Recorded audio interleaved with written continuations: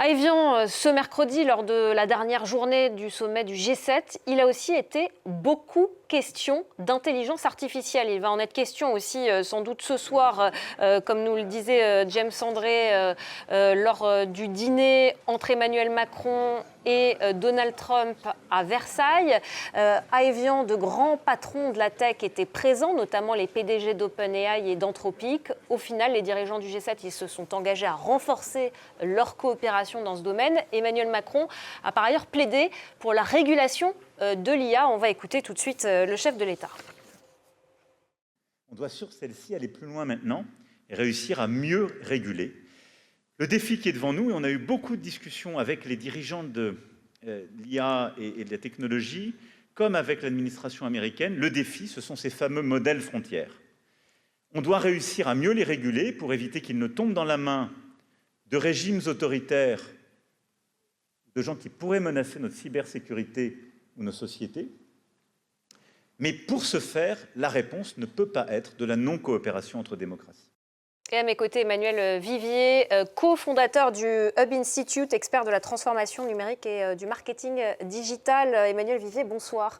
Merci beaucoup d'être avec nous ce soir sur France 24. On vient d'entendre le chef de l'État et il dit qu'une régulation est nécessaire pour l'intelligence artificielle. Est-ce qu'aujourd'hui, on assiste à un réveil stratégique, notamment des Européens, face à l'intelligence artificielle qui devient de plus importante, qui prend une part grandissante dans les sociétés aujourd'hui? Je pense qu'il y a une prise de conscience qui était déjà depuis quelques années, qui était latente déjà au niveau du cloud, qui vient de s'accélérer avec l'IA et effectivement avec, on va dire... Avec le cloud, on avait pris un peu de retard en Europe, justement. Alors, tout à fait, mais on savait déjà qu'il y avait un risque éventuel de dépendance ou de souveraineté sur les données. Là, effectivement, on s'en est rendu compte clairement avec l'arrivée de Donald Trump, qui utilise ses atouts, ses avantages. On l'a vu aussi avec la suppression du modèle de Fable et de Mythos chez Claude, qui a été suspendu par Donald Trump. Et là, on s'est rendu compte que finalement, on pourrait nous déconnecter ça a été un électrochoc pour les Européens, justement, cette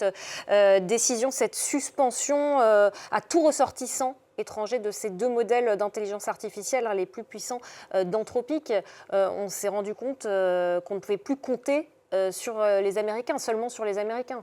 Exactement. Alors, je pense que c'était pas forcément dirigé vers l'Europe, mais en tout cas, voilà, on s'est pris une balle au passage dans les tensions entre Anthropic et la Maison Blanche. Mais effectivement, on s'est rendu compte déjà sur la défense, avec les systèmes intelligents embarqués dans les avions de combat, par exemple, qu'on n'était pas complètement maître chez nous et qu'on était dépendant de la technologie américaine.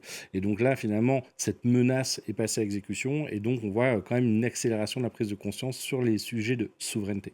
Et ça passe par exemple en France, on l'a vu avec la DGSI, la Direction Générale de la Sécurité Intérieure, qui va abandonner un logiciel de données américain, Palantir, au profit d'un Français, Chaps Vision. Ça montre à quel point on veut faire un virage et devenir indépendant, souverain en matière d'intelligence artificielle, de gestion des données. Alors, c'est une communication, c'est un effet d'annonce qui est louable. On peut se dire qu'il était temps, et d'ailleurs, il y a eu d'autres annonces sur le hub de santé, etc. Maintenant, c'est vrai que pour le moment, Palantir a toujours un contrat qui court jusqu'à fin 2028. Il a été renouvelé à Noël 2025, donc c'est pas tout à fait aussi simple, mais on va dire que maintenant, on a des options. On se ménage des options, on commence à effectivement préparer des solutions. On a déjà Mistral qui a été aussi beaucoup soutenu par le gouvernement face à OpenAI ou Anthropic. Alors on n'est peut-être pas aussi performant. Aujourd'hui, un Chaps Vision, c'est 220 millions d'euros de chiffre d'affaires. Palantir, c'est pas loin de 4,5 milliards l'an passé. Ça devrait être 6 cette année. Mais c'est aussi bien qu'on investisse dans ces nouvelles solutions souveraines. Et donc c'est un défi technologique aujourd'hui pour la France, par exemple, dans ce cas-là?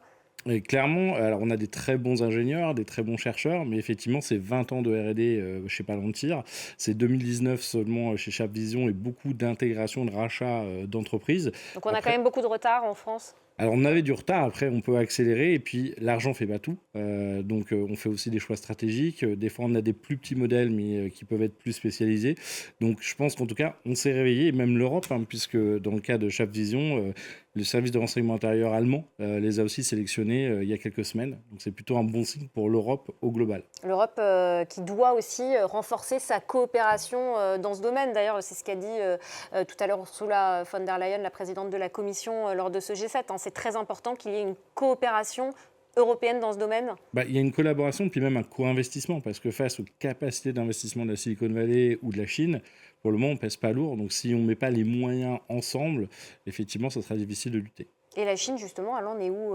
concernant l'intelligence artificielle? Parce qu'on parle beaucoup des États-Unis, mais un petit peu moins de la Chine.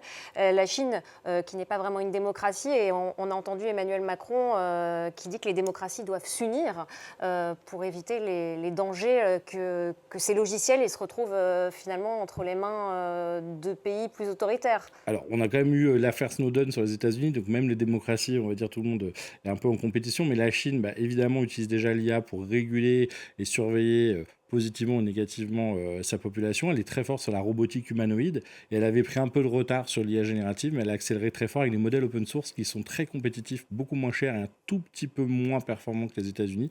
Et donc, on s'aperçoit qu'on a quand même deux géants qui avancent très rapidement. Et oui, certes, on doit réguler, mais si on régule trop alors qu'on a deux acteurs qui avancent très vite, on va avoir aussi quelques soucis. Et les humanoïdes, ils pourraient prendre la place potentiellement de certains salariés dans les usines? Alors, c'est déjà le cas en ce moment, c'est en train d'accélérer, on va dire plutôt dans les entrepôts, quelquefois dans les usines, des fois, on va dire dans la partie hospitality ou magasin. On est à la fin de la phase de R&D, là on commence à avoir des déploiements. Un Unitri, c'est 5000 robots vendus l'an passé, 25 000 cette année. On a Agibot aussi chez les Chinois qui accélère très fort, et puis on a quelques acteurs américains.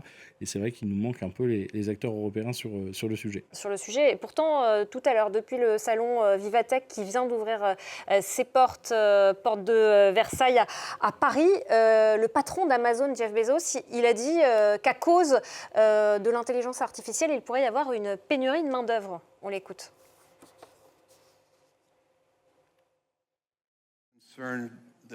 Je sais que beaucoup de gens s'inquiètent du fait que l'IA va rendre les humains superflus. Je suis en total désaccord avec ce point de vue et je pense qu'en réalité, l'IA va entraîner des pénuries de main-d'œuvre, car elle va permettre aux gens d'identifier davantage de problèmes.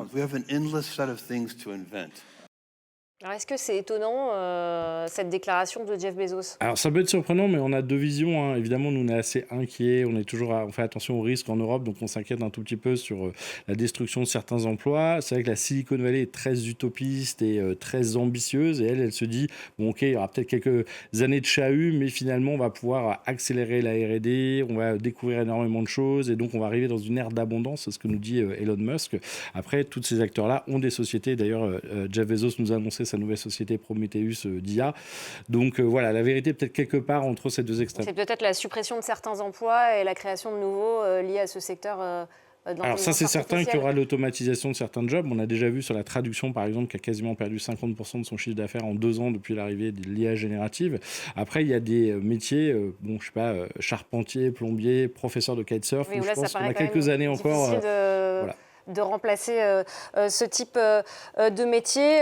Très rapidement, l'intelligence artificielle, elle touche tous les pans de la société. Même le pape Léon XIV, il a fait sa première encyclique sur l'intelligence artificielle. Ça montre à quel point ça préoccupe les sociétés aujourd'hui, pas seulement européennes. Alors peut-être pas assez nos politiques, puisqu'ils n'en parlent pas toujours assez au niveau des élections, mais c'est sûr que oui, demain, c'est aussi bien notre façon de nous mouvoir, hein, avec la voiture autonome, d'acheter, avec l'agentic commerce, que la santé, que la R&D, que la défense. Donc effectivement, c'est tous les pans de société qui, d'une manière ou d'une autre, peuvent être impactés positivement et négativement. À nous de cadrer un tout petit peu tout ça, et aussi de se donner les moyens, pas juste de réguler, mais d'être assez ambitieux pour faire partie des leaders. Merci beaucoup Emmanuel Vifier. Merci d'avoir été notre invité ce soir sur France 24.